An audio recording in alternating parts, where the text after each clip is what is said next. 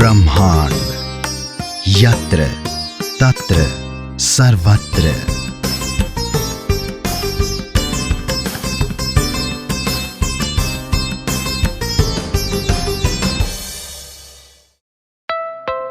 Hello friends, welcome to happiness unlimited. दोस्तों, जब जिंदगी में मुश्किलें बहुत ज़्यादा बड़ी हो जाएं, हमें कोई रास्ता ना सूझे, हम बहुत हताश हो जाएं और बिल्कुल भी समझ में ना आए कि हमें क्या करना चाहिए, तब अक्सर कुछ ना करना भी कुछ करना ही होता है। क्योंकि कुछ ना करके हमें इस बात का इंतज़ार करना होता है, ये सोचने के लिए कि हमें एक्चुअली अगला कदम क्या उठाना है, अगला कदम में क्या काम करना है।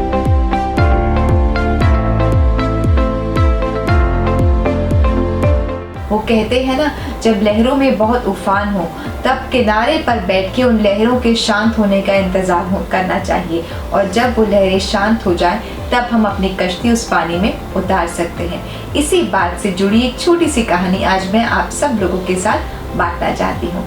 बहुत समय पहले की बात है। महात्मा बुद्ध भारतवर्ष का भ्रमण कर रहे थे बौद्ध धर्म शिक्षा का प्रचार करने के लिए। वो एक गांव के पास आकर के ठहरे। उन्हें बहुत ज़्यादा प्यास लगी। उन्होंने अपने एक शिष्य को पास के गांव की नदी से पानी लाने को कहा। वो शिष्य मटका लेकर नदी के किनारे पानी लाने के लिए गया, लेकिन जब वो वहां पहुंचा तो वो हैरान रह गया, क्योंकि उस नदी के किनारे कोई कपड़े धो रहा था, कोई नहा रहा था, तो कोई अपने पशुओं को वहां पर नहला रहा था।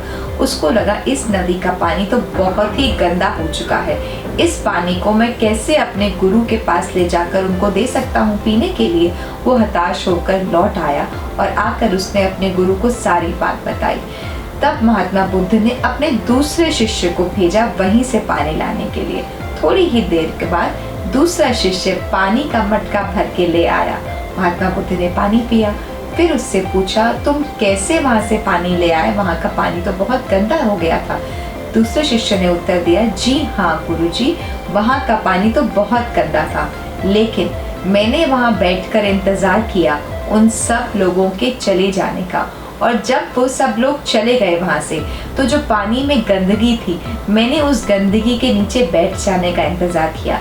जब वो गंदगी भी पानी की तह में नीचे बैठ गई, तब मैंने ऊपर से वो साफ पानी मटके में भर लिया और मैं आपके लिए ले आया। गुरुजी बहुत ज़्यादा प्रसन्न हो गए और उन्होंने अपने बाकी सब शिष्यों से कहा कि हमारी ज़िंदगी भी उस पानी की ही तरह है। जब हमें बहुत ज़्यादा मुश्किलें और परेशानियां आ जाती हैं, तो हमें लगता है हमारी ज़िंदगी गंदी हो गई, हमारी ज़िंदगी का कोई मतलब नहीं रहा, हमें बहुत परेशानियां हो जाती हैं, तो हम समझ नहीं पाते कि इस ज़िंदगी का क्या करें, अगला कदम क्या उठाएं। लेकिन अगर हम तब शांति से पीछे हटकर सोचें, शांति से ऑब्जर्व करें, तो हमें अक्सर उन परेशानियों का हल अगले ही पल मिलने लग जाता है।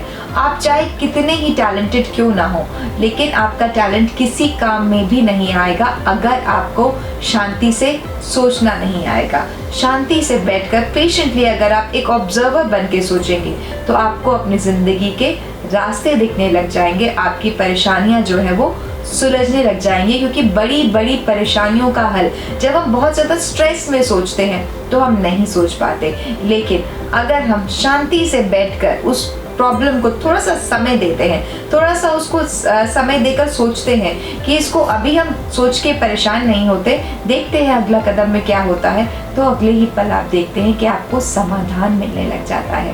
कहते हैं कि सब्र एक ऐसी सवारी है, सब्र एक ऐसी सवारी है जो कभी अपने सवार को गिरने नहीं देती, ना किसी की नज़रों से और ना किसी के कदमों में। Thank you friends.